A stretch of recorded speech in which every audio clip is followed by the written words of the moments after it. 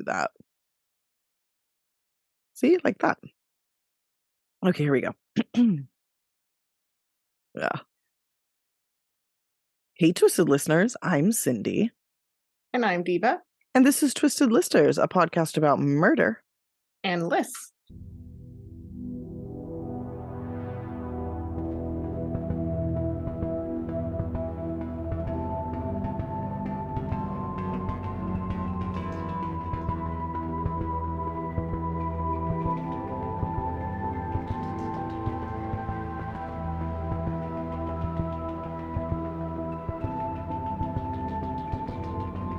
And this is part two.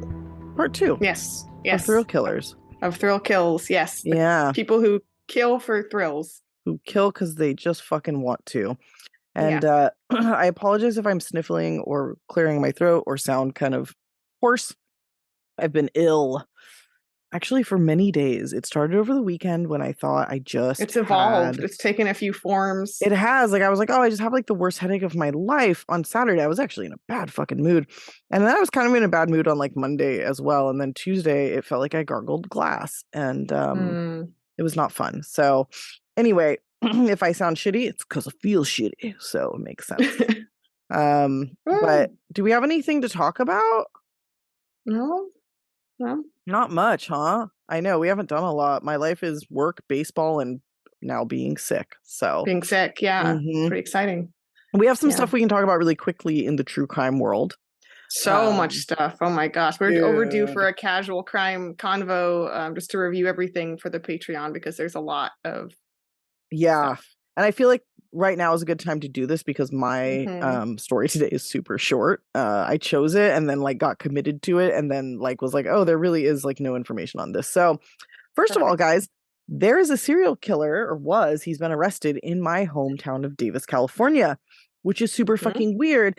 And another weird thing, when I was reading about it, I was looking at the mayor, and it's a guy I went to high school with.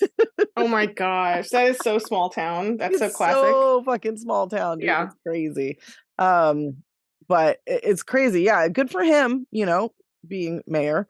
But what a fucking time, dude. We had that kid like in the 20 teens who killed that elderly couple in like some random ass attack. Then we had the guy who shot the cop while on a weird like just shooting spree downtown, just kind of shooting into the air. And now we've had a fucking stabbing serial killer who's a 21-year-old student, a former student at UCD who went to high school in Oakland and was like trying to become a doctor, which is really crazy. So I'm really interested to see where that goes with the developments in like why the hell this guy was doing this and what the situation was. You know, so pretty fucking weird. And then of course there's the Jordan Neely situation, which if I talk about at all, I'm going to lose my fucking mind. Have they arrested that motherfucker yet? Like, what is happening? Yeah, it's so bad. If you guys don't know, just some dude who used to be a Marine murdered this man on the subway because the guy was yelling and screaming that he was hungry and that he needed food and water.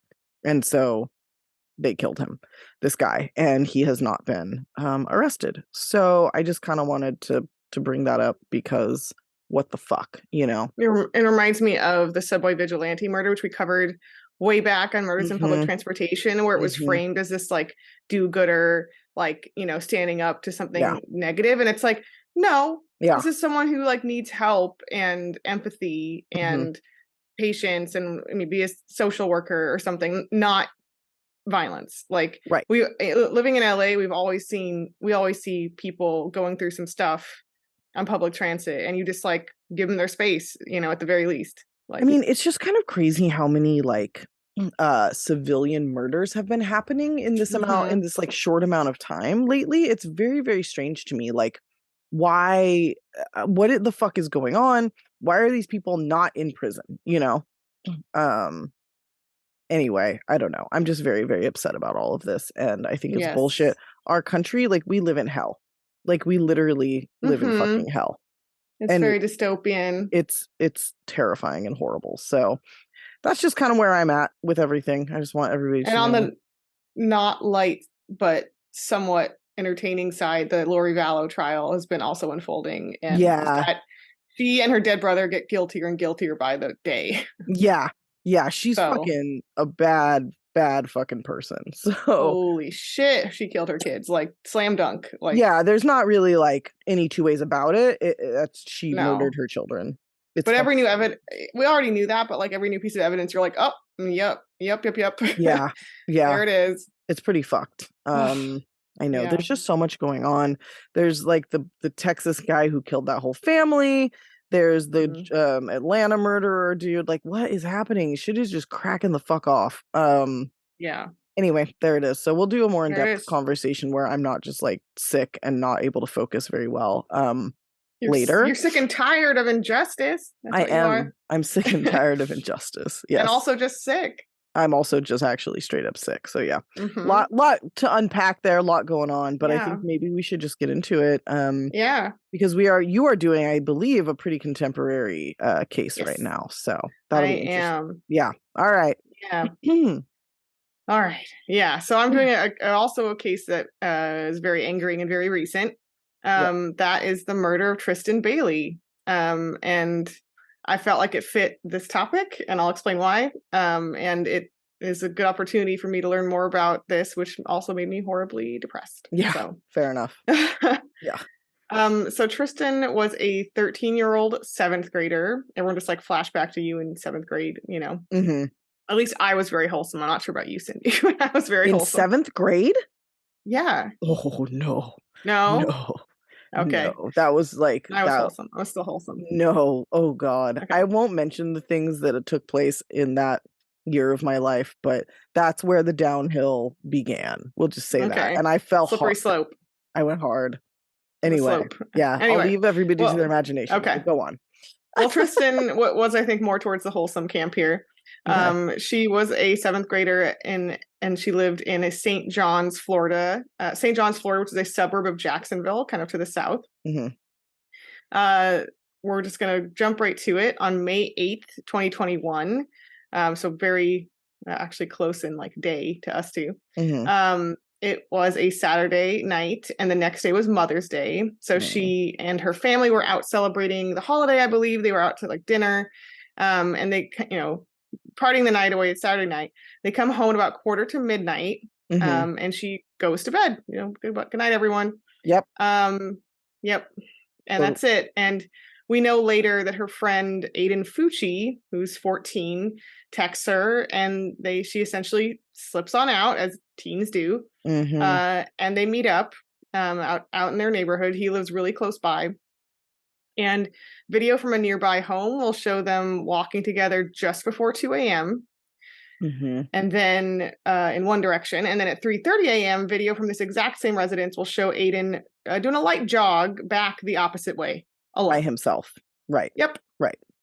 He's carrying a pair of white Nike shoes, I believe his shoes. Okay. And he is later shown another camera later on in the neighborhood walking home. So once he kind of slows down, once he's getting closer to home. And luckily, all these fucking neighborhood houses have cameras on them. So that's actually quite helpful. So the following morning, her family is fucking horrified, as you can imagine, to find her not there. Like they thought she would be. Didn't even know she was gone. And they report her missing, and a huge search quickly ensues. All the usual stuff is said. This isn't like her, et cetera, et cetera. And around 6 p.m. on Mother's Day, the Sunday, a runner finds her body in a wooded area just east of Saddlestone Drive. And it is shortly thereafter identified as her. Definitively as her. Yeah. Which is so fucked up. Yeah. What's fucking really Mother's fucked Day. Up. Sorry, really my dog was just trying to lick my face, and that distracted Diva because he came up on the. Yes, sorry, go ahead. Okay, sorry, it was a cute dog. It was really, really inappropriate moment. It really was. Elliot, goddamn it. Okay, so what's really fucking horrible is one of the most notorious things that's in like every headline about this case is that Tristyn was stabbed 114 times. That's just like, I mean, we do a lot where it's like, oh my God, they were stabbed 30 times. You need to think about like what 114. That's minutes. That's like multiple minutes of That's stabbing. Extended period of time. Yes, for sure. It's not even like rage because you're still going, you know? Yeah. It's like something else. Yeah. 35 of those wounds were to her head and neck alone. A lot of them were to her back and shoulders and just kind of all over her body. She also had extensive defensive injuries on her hands and arms, indicating that she was fighting for her life. Obviously fully conscious, like battling this attacker. A knife fragment of the knife itself that was found in her scalp. Jesus Christ. And this will later be found to match a buck knife that was actually found in a pond very close by in the woods where her body was found. And this buck knife was missing the tip. So it's found that this was the fragment. That was the fragment. Ugh. So like he's going straight down on her head. Right. That's so fucked. Yeah. Jesus Christ. And her official cause of death is, like, no shocker here, is found to be quote unquote sharp force trauma, which just means stabbing. Yeah, she got stabbed to death. Correct. So obviously Mr. fucking Aiden Fucci here is quickly brought in for questioning because of the cameras and the phone evidence. And when they search the home the following day, his home, they find a sheath to the exact buck brand of knife that is in question here. A pair of white Nike shoes covered in blood, bloody and wet clothes, and blood and dirt in his bathroom sink. So it's like duh. They will also later reveal they found a number of violent drawings showing nude, dismembered and bleeding women. Especially with like wounds to their genitalia and whatnot. Oof. Yeah. Jesus Christ. And the drawings to me are giving very like Charles Ng, you know, it's very that. Oh God. Kind of that vibe here. Because they're not like good drawings, right? They look very stupid, but the point is made of what he's into. Right. So Aiden Fucci is fairly promptly, I think like a week total, later after investigation and whatnot, charged with second degree murder. About 2 weeks after this, it's announced that Aiden is now being charged with first degree murder, and he will be charged as an adult despite being 14, because we are in Florida. Yes. Which is a part of hell. Yeah, not a good place to commit a murder if you're a juvenile, because they do not care. No, they do not. Not at all. He pleads not guilty. Nope. Not long after he's arrested, a video comes out on the internet that was a Snapchat that he took from the back of a police car. And I believe this is before he was arrested, obviously, but it's when he was first being questioned. And he's with another boy, a friend of his age. And he's smiling and joking. And he's like, "Hey guys, has anybody seen Tristyn lately?" Yeah, no. He's just like loving it. He's just having the best time. He thinks he's super, super cool. Oh my God. And after cops in one of those very initial, I think the first time they questioned him, they told Aiden that they found Tristyn Bailey's body. Aiden's response was, "How is that my problem?" Oh, okay. That's fucking ridiculous. Because fuck him. Also, like, isn't this your friend? Like, what the fuck? Yeah, well, yeah, I'll get to that in a second. This kid is fucked up. Yeah. Okay, so June 5th, 2021, Aiden's mom, Crystal Lane Smith, is actually also charged with tampering with evidence in relation to the case because she actually washed blood from her son's jeans after he came home. But did she do it knowingly, or like, is that kind of what they're saying? Yeah, she knew. I don't know. That's a good question. I mean, I guess you don't fucking do that. Your son comes home with a lot of bloody murder evidence. You don't like to start cleaning it. Moral of the story. Well, I mean, right. It's hard to say if she already knew Tristyn was missing, something like that. But otherwise it could be like, did he fall off his bike? Like, is he hurt? Was it this search for this girl would have been like literally all fucking over their neighborhood. She knows that they're friends. Like, there's no fucking way that she didn't have some inkling that this is suspicious. And I believe that there's also, I didn't get this all down, but I believe there was also some exchange with another woman who was in the house where the other woman is literally like, "You shouldn't be doing that. Like, that's evidence." And her mom is like, "Nope." His mom was like, "Nope." Oh, okay. Yeah, I think she kind of knows what she's doing. Yeah. And she pleads not guilty, but later on they'll be like, dude, we have surveillance video from in your home. She had video showing her doing it. Okay, that's also weird. Like, why are you recording yourself in your house? I don't know. That feels strange to me. There's cameras inside their house. But also, like, good. Good. You know? It's really weird. And also, just a quick side note, in that video that you can go see screenshots and the footage itself of her going back and forth washing the pants, you know? I don't know why this matters at all, but I feel like I have to say something. The house is like insanely messy to the point where it like stressed me out. And it's covered in like little kid toys. And okay, I'm not judging parents who have their toys everywhere, but this is in a way that's like distressing visually. Do you know what I mean? Where there's not a square inch of floor. It's like a carpet of stuff. So I was just like, that's distressing alone. I don't know why. I guess he has little siblings, but hey. Anyway, so Crystal faces up to 5 years in prison, and her trial was actually set to take place about a month ago in early April 2023, so that hasn't happened yet. Okay. Back to Aiden. So why did Aiden do this, and why am I calling it a thrill kill? We're going to kind of get into his motives, question mark, or lack thereof. So before and during the trial, it comes out that Aiden had been extensively discussing with his various friends that he wanted to kill someone. Much like in my first case, that's a kind of a premeditated thrill kill, a premeditated murder for no reason, right?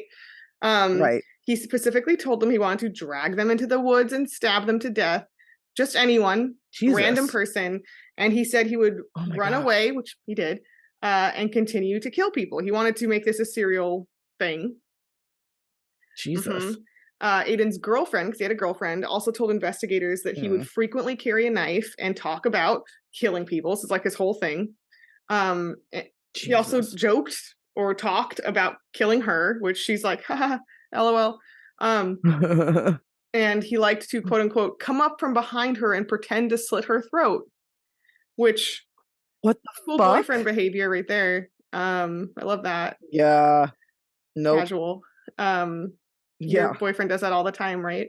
Just a little fake throat slit. So an early report in the case also reveals a story that Aiden Fucci first said about the time he spent with Tristyn that night out in the neighborhood. So take this with a massive grain of salt, but he said that he kissed her and she wasn't into it and kind of, quote unquote, resisted his advances. And so he got angry and pushed her. She hit her head, and then he told her to fuck off and just walked away. First of all, 114 stab wounds is not the same as hitting her head, right? Right. No. So obviously that part's nonsense. But I think this is maybe 100% nonsense. Or there might have been just a teensy bit of the rejecting advances nugget of the truth. And this might have been what triggered him to select her. Or it just might be that he had feelings for her that were just unrequited in general. And he might not have done anything. Right. Right. But there's some maybe teensy bit to why that might be why he selected her, right? But still, I think he was going to kill. Everyone agrees he was going to kill someone as a thrill kill, like no matter what. Yeah. Yeah. So why was it her? Just random? Because she would hang out with him, you think? Yeah, I really think it's because she was vulnerable and she would come out. She could be lured because she trusted him and they were friends. Yeah. Okay. So that's it. It was as simple as that. Yeah. It wasn't all as deep and whatever. No. It was basically just like she's the one because she. But like I said, I think if there's any truth to this, it's very, very minimal, and it's just like this was the impetus for why he picked her. You know. Right. But it's not like some like love crime of passion or something. Like he's very cold about this. No, there's no crime of passion. No. This, which is why I think it makes sense, because like it's kind of like, okay, second degree murder makes sense, but now first degree murder makes sense because. For obvious reasons. Yeah. You know? And some people take this story way too much at its word. You'll see a couple odd like news stories here and there being like, he felt spurned and rejected. And I'm like, stop validating him. No. Like, no. No, that's a lie. Yeah. It's a fucking lie. And people point to the fact that I don't know how true this is, but I saw it in a couple places that part of this narrative is that Tristyn actually had the words karma written in blue ink of one of her ankles and a smiley face on the other, which I guess he stopped to do, presumably.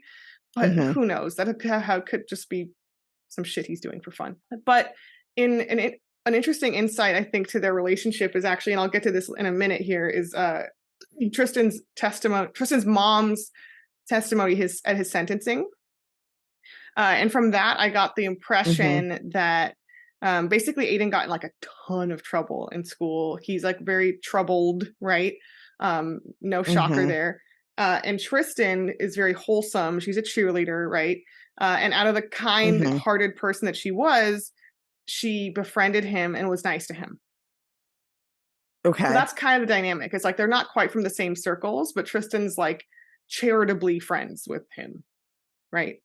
So she feels bad for him, and so she decides to like be his friend because she feels bad for him. She feels bad for him. And even in conversations, the mom said that she would describe like, oh, he got in trouble, he's doing this, and the mom would just say like, just be nice to him, you know, just show him kindness, right? Because that's how like wholesome they are. So at the celebration of life that they held for Tristyn on May 18th, so presumably Aiden's still out. This must have been just before he was arrested. He waited forever, apparently, in a line of her friends to talk to her mom. And when he got to her mom, he was crying and he said, she was my best friend. She was my only friend. What's up with that? Yeah. Right. That's real fucking weird. That's real fucking weird. And also, like, I don't necessarily think he's lying. You know what I'm saying? Yeah. Which makes it so much weirder. Yeah. I think it's part him wanting to like revel in the family suffering a little bit and like get attention and like see her mom. And I think he's partly enjoying it. But there is this sense that like, you know, he preyed on her because she was one of the few people who was genuinely a friend and would genuinely come out and meet him in the middle of the night, you know? Like she was a best friend and that's why he chose her. Like, it's really fucked up. That's so weird. Yeah. I mean, there's something weird with that kid that he would do. I mean, it's not unique necessarily. There's definitely other cases where kids like kill their best friend, especially if it's like a girl in a situation like this. I don't know, dude. This is perplexing and fucking weird to me, though. Yeah. Like, this one feels I mean, I think he just wanted to kill someone, period, because that's like his defining thing he talks about to everyone he knows. And then... Yeah, I don't think he has friends. I don't think he has feelings. Yeah. You know what I mean? But I think he chose... I think when he says she was my only friend, he means probably that she's the only person to genuinely care about me and show me kindness, because that's the kind of person that she was like really caring. Yeah. But like, I think he picked her, like I said, because of that. And it was a matter of opportunity. He knew that he knew that he could get her out there. Yeah. So it was just, which is, I guess what I wonder about is like, I don't know, like she befriended him because she felt bad for him, but I kind of wonder if he like knew that. Yeah. And was like, like, it's a really interesting thing to kind of think about, like, or was it less premeditated? I don't know. It's so fucked up though. But also like, there is something to be said for like, yeah, she felt bad for him, but she was also sneaking out in the middle of the night to go meet up with him. No, I mean, you know, so it wasn't completely one-sided. No, they had a friendship, and you know, exactly. It wasn't totally sympathy, right? But anyway, it's a very weird relationship for sure. It is. It's hard to wrap my mind around. Yeah, and everyone agrees that basically he took advantage of her kindness, you know, and like we don't know how long he had kind of selected her in this way, but like it was definitely in the cards before he lured her out, right? Yeah. There's also been a question raised of if Aiden is possibly mentally ill. In one, he is on he was at the time on antidepressants, but that could mean a lot of different things. For lots of different folks, doesn't mean anything. Earlier, his girlfriend told investigators that Aiden frequently told her when he was angry, he heard voices in his head, which not sure.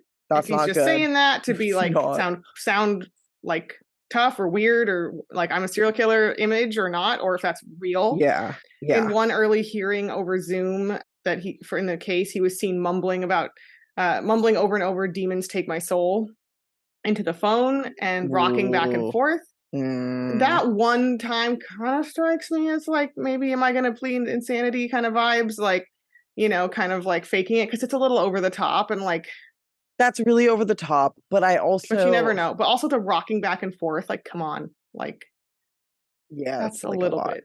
But the shit before is what gets Yeah. me. Like, he probably is like playing it up, because here's the thing. Even people that have like that kind of those mental like health issues, and I can speak on this from experience with multiple family members before anybody's like, what is she talking about? Like, I know what the fuck I'm talking about. When they're having moments of like being lucid, it's not like they don't remember those mental breaks. Like, they can think back on them. And I'm not saying that they are in full control of their body during those. What I'm saying is that if they then kill somebody, they're going to be able to look back on the way that they acted in those moments and replicate that, like, for sure. And there's definitely people who are absolutely mentally ill, and when they kill somebody, they remain that way.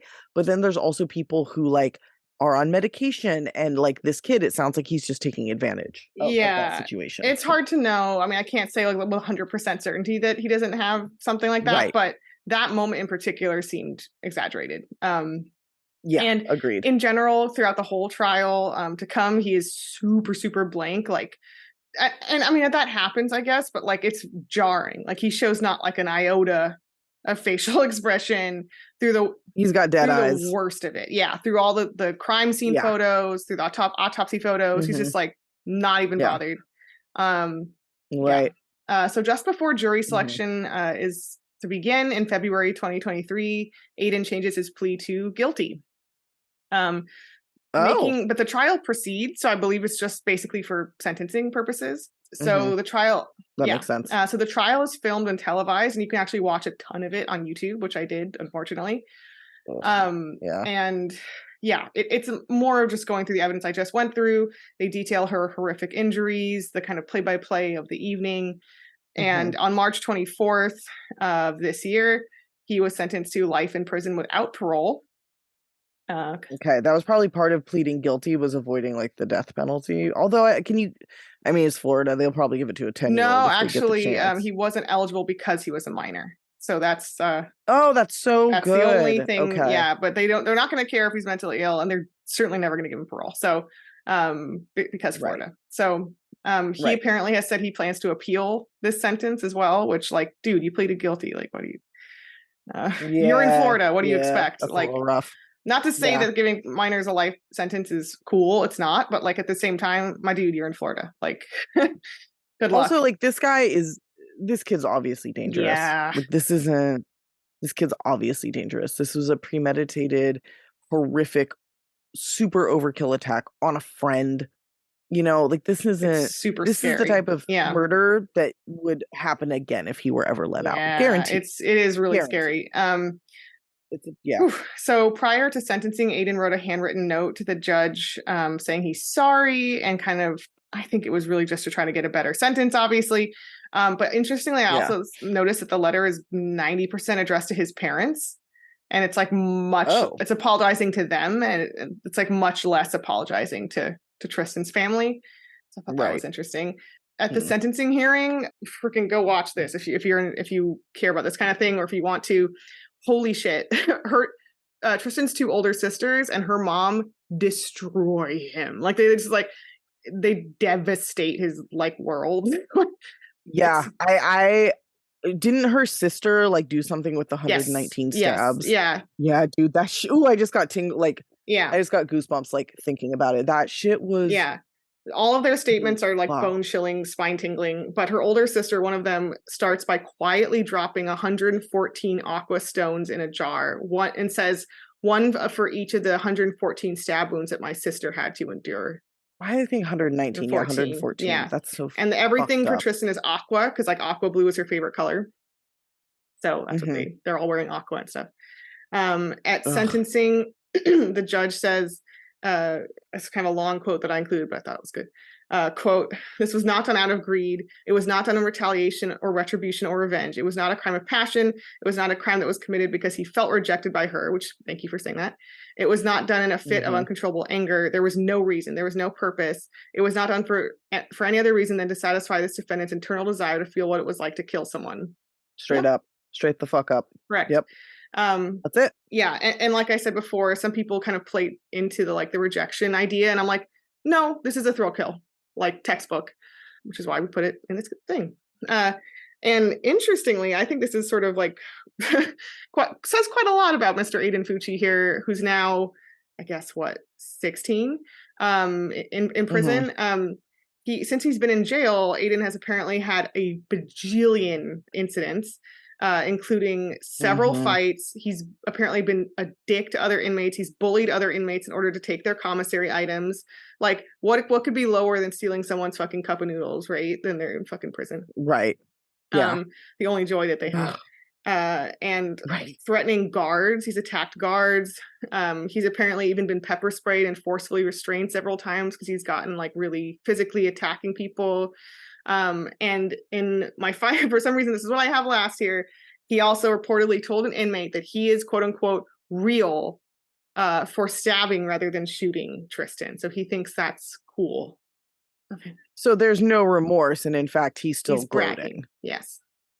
Fuck him. Yeah. Fuck him. There's something very, very permanently wrong with him. That's a broken you cannot in fix. A perfect world, I wish he would get like the mental health treatment he probably needs, but alas, he's in prison in Florida, so I don't have high expectations for that. Listen, I always am like down for like rehabilitating people, but there's some level of like psychopathy that there's just nothing you can do, you know, like, and it's crazy. And it's like, what exactly happened in his life that made him act that way? If the answer is nothing, that's even fucking scary. I don't know. Yeah. That's why I haven't seen too much about like his childhood or his background. I mean, judging by his mom's like character, I don't doesn't bode well. Yeah. But I don't know. I don't know. Yeah. Ugh, that's it. God. Yeah. And it's fucked up, obviously, because Tristyn is like, it's made major headlines in no small part because Tristyn is like a very cute, you know, cheerleader, blonde, and like, you know, rosy cheeked. Like, could not be more of a media perfect victim, but also it is still insanely sad. And she was like a really wholesome, kind hearted person, clearly, because she went out of her way to be this fucking asshole's friend. So, yeah, fuck him forever. Jesus Christ, dude, that's so fucked up. Yeah. Oh, goodness. Okay, well, mine's gonna be short. Because I picked this and I was like, oh, this is great. There's like so much about it, but like it is an old case. There's not a lot about it. Like for instance, there's not even like a Wikipedia about this guy. There's a Murderpedia, but it's like not quite, you know, the same. Love a Murderpedia though. No, I do too, but like honestly, that's where I'm getting most of my information for this one because there's just nothing out there, which sucks. But this is the case of John Charles Lesko. This is about him and his friend Mike Travaglia, but he's more the focus for some reason. So I could say it's John Charles Lesko and Mike Travaglia. This happens in 1979 in Pennsylvania in various areas, and it's basically like a murder spree, thrill kill spree. For absolutely no fucking and we just did spree, right? So this is pretty crossover. We did, so it's another crossover. A thrilling spree. A thrilling spree, if you will, yes. Really fucked up. So John Charles Lesko was born and raised, as far as I know, in Pennsylvania. His mother was an alcoholic and, you know, super negligent. He lived in squalid conditions. He lived in Pennsylvania, which can be very, very cold, and most of the places where he lived did not have heat. His mother was physically abusive, and she hung out with a ton of shitty dudes who were also physically abusive and also sexually abusive to him and his siblings. Yeah, so starting out real bad. When he turned 18, pretty much the moment he could, he joined the Marines, but he ended up going AWOL. Now, I don't know if he served any time for that or what, because you certainly can. He may have just been like dishonorably discharged, but this is painting a picture of the kind of life this guy has, right? So not like a super stoked guy, not happy with his life. And so he's about 21 years old. Oh wait, no, I think he was 19 when these happened. Oh, shit. Yeah, so even younger. So he's like much, much younger. It's because he was born in 1959. So he might have been 20 because these happened in 1979. So unless his birthday is like New Year's Eve, which I don't know to be true, he would have been just turned 20. So he and his 19-year-old friend, Mike Travaglia, they go on a spree. Sorry, guys, I had to pause because I was coughing and felt like I was going to cough some more. So this is just right after Christmas, and John here is 19 or 20, I guess, but he has younger siblings who are still in like orphanages. They're still kind of in the foster system, and he just found out that one of his younger brothers was sexually abused while in this orphanage. And this just sent him on a fucking path. He was already like big into drugs, big into drinking, didn't really have much going on in his life. I don't know that he even had a job, but essentially, like, this guy has a terrible life. He is not doing anything. He's an addict. He's angry. And when he finds this out about his younger sibling, I think his younger brother, he gets really fucking pissed. And he's like, hey, Mike, do you want to just like go on a fucking crime spree? And Mike's like, yeah, for sure. Oh gosh. So like, why not? Somehow they get guns. I don't know how they got these guns. And they go on a spree. And the first person they kill is a 49-year-old man named Peter Lovato. They kill him in Pittsburgh's North Side. And I believe that the reason that they kill him is to steal his car. Now, I don't know if they kept his car for a long period of time or what, but a couple of days later, they are hitchhiking.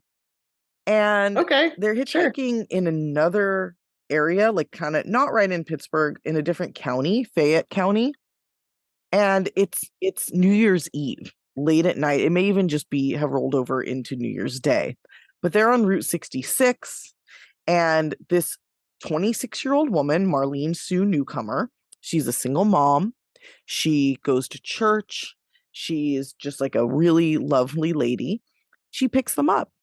I don't know why she picked them up, but she probably saw young kids, they're at least 6-7 years younger than her, walking on fucking Route 66 is like a highway, so. What year is this again? This is 1979. So it's the prime time for hitchhiking. Yeah, it's also normalized then, as we all know. Absolutely. Yeah. So she picks these two guys up and they end up shooting and killing her. Ugh, wow. Yeah. Now, I believe a couple days later, I think they find this man, William Nichols. Hold on. Sorry, guys. Okay, I'm back from dying. So he was also carjacked. He had an Italian sports car. I'm not sure how they got him. They may have just like attacked him as he's getting in his car. But this man, they tied him up and they fucking drowned him. They drowned him. Whoa, yeah. That's gnarly. Mm-hmm.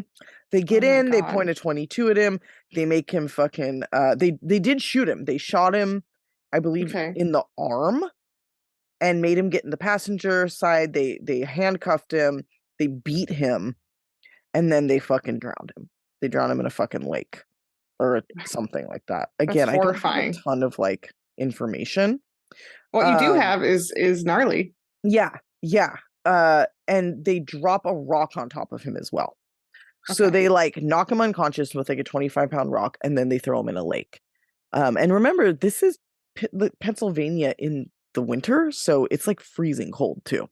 And he definitely died from drowning.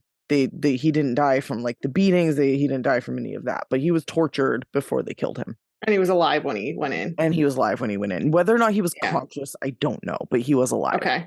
Yeah. So now they're driving back and forth in this Italian sports car. I think the police are kind of on the lookout, but they're not they're not like all in Pittsburgh. They're moving around to different areas in Pennsylvania.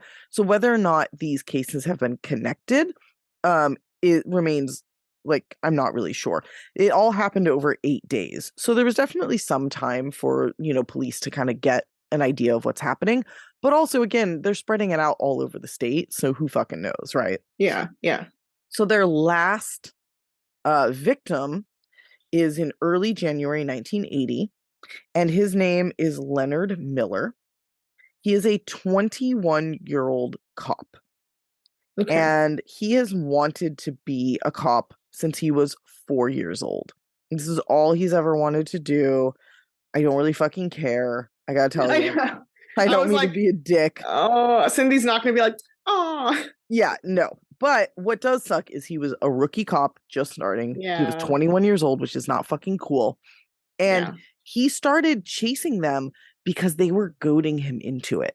They were driving by him in this sports car, like trying to get him to give chase. Oh my So gosh. where you could say like, oh, maybe they killed two of these guys because they wanted to steal their cars. Obviously, Marlene, they fucking murdered her just because they fucking felt like it. The torture and drowning was completely unnecessary if you're just carjacking somebody. And Right, then, for robbery yeah, purposes. and then trying to get a fucking cop to follow you so you can fucking kill him. You know what I mean? Yeah. And what's really sad is he had only been a full-time officer. I said he's a rookie. He'd only been working as like a full-time cop for 3 fucking days. Oh And my then they fucking kill God. him. Yeah. Wow. Yeah. And then they shoot him to death. It was like a shootout. Yeah. But they fucking killed him, which is really Ugh, shitty. So they it were is. doing this on purpose. They were trying to get him to come after them, and when he did, uh they shot him from close range. I don't know actually Okay. if it was a gunfight or what, but I know that they shot him twice from close range. Mm, So these two get apprehended like right after that. As soon as you kill a cop, like that's it, you're fucking done. yeah. So they get arrested. It's everything's kind of, leads back to them. They use the same gun the whole fucking time because they're stupid and they're not even trying to not get caught. They don't give a shit, right? So when they get arrested, they start making excuses.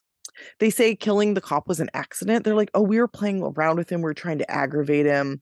I didn't think he'd be able to chase me across county lines. I guess he chased them across county lines.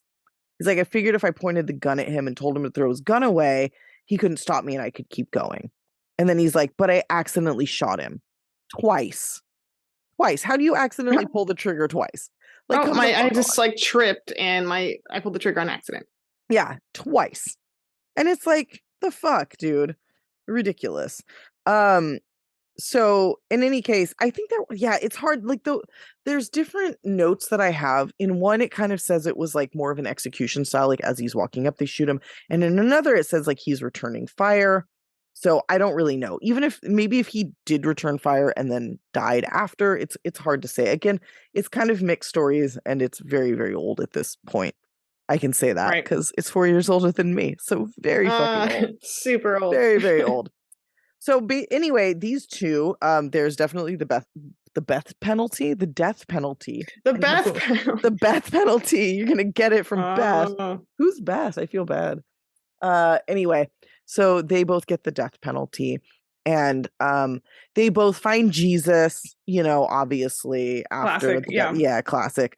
And they're both, applying for whatever, like a retrial or leniency or whatever. They don't get it. And in fact, in December 2022, the execution warrant was finally signed for John Lesko. So Okay. I looked because I was like, oh, what's his execution date? They still don't have one. So Florida seems to be moving at a snail's pace. Part of Okay. me wonders if this is in part because he's a white man. I don't know. Yeah, I don't know. Maybe that's a Florida thing in general because I don't know that they kill people super fast anymore. Like I know there's states that definitely do, like Texas, and I don't know if Florida does. I wonder. It's hard to Yeah. say. I don't know. But Last Florida execution. I'm looking it up. Yeah. There was one in 2019. So I felt like there was one kind of soon. but that's not as fast as Texas though, or like Alabama or something. No, they're not that fast. No, they're real fucking quick. So they were sentenced in February 1981 because it always takes about a year. His sentence, John Lesko's sentence did get vacated in 1991, but he was resentenced in 1995 to death. And then his accomplice Mike Travaglia, his sentence was vacated in 1996. So I think he's actually no longer on death row. because Lesko was the one who actually killed the cop. Well, Travalia was just with him. And apparently, you're not going to get the death penalty for killing 3 other fucking people. All it takes is 1 cop is going to be the thing that gets you. Right. Yep.